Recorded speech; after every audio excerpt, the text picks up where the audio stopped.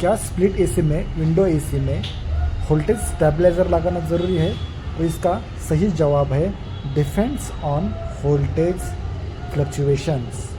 जैसे कि तुम्हारे यहाँ पे, तुम्हारे एरिया में वोल्टेज का प्रॉब्लम है, जैसे कि वोल्टेज अप डाउन करता है, तो आप जो है स्टेबलाइज़र लगा सकते हो। इससे जो फ़ायदा होने वाला है वो सादा सिंपल है।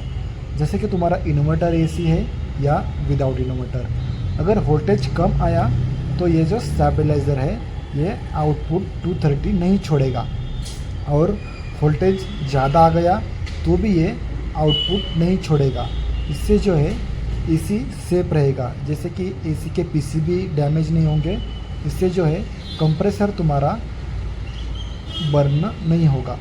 ये मार्केट में तुम्हें 2000 या 2500 तक के रेंज में मिलेगा।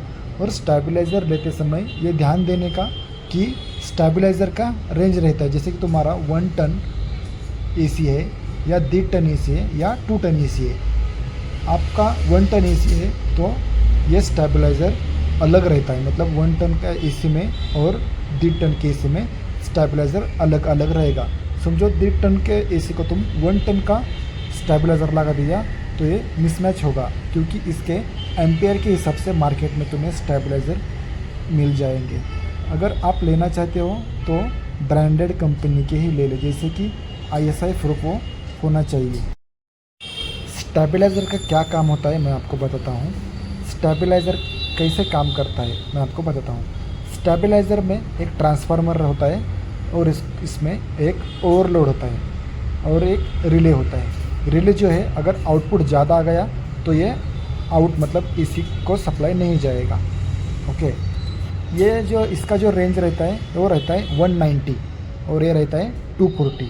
190 मतलब 190 के अंदर अगर वोल्टेज आता है तो ये आउटपुट नहीं छोड़ेगा। और सेकेंड 240 वोल्टेज जो है, इसके आगे मतलब 260 270 वोल्टेज आया तो एसी का पीसीबी तुम्हारा डैमेज हो सकता है।